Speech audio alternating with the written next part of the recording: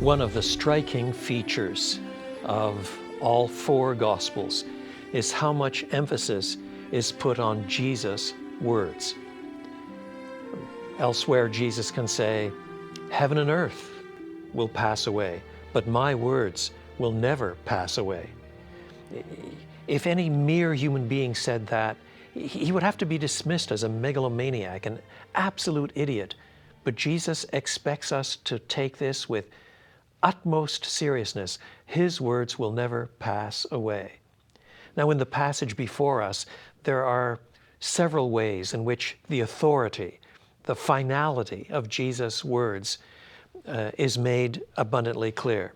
For example, in the little account of the wise and the foolish builders, one building on sand and the other building on rock, Jesus says the decisive difference between the two is this: the one who is building on rock hears Jesus' words and puts them into practice. They're that important.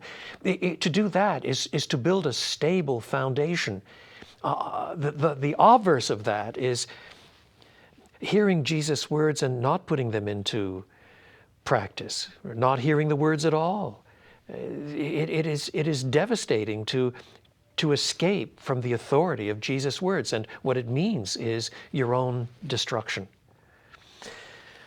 But perhaps the most remarkable account in these verses that displays Jesus' authority is in the healing of the centurion's servant.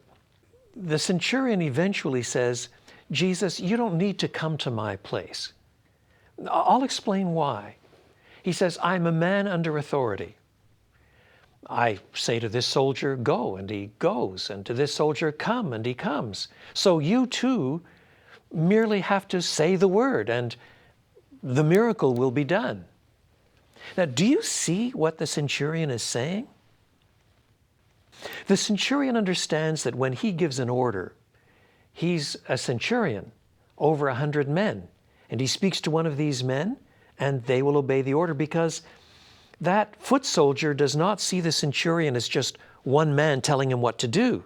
Behind the centurion is a tribune. Behind the tribune are further senior officers all the way back to Caesar. Behind the centurion's command is Rome, the imperial power of a mighty army. So of course the foot soldier obeys. But if the centurion uses that as an analogy for Jesus, what he's really saying is something like this: "I perceive," he says, "that when you speak, God speaks. Whatever you say, God is saying." It's not just some ordinary human being that says, "Be healed," where the healing may take place or it may not. But when you speak, behind your lips are God's lips. What you say, God says. In exactly the same way that when I give a legitimate order to my soldier, when I speak, Rome speaks. When you speak, God speaks. And that's why Jesus says, "I have not found such great faith in all of Israel."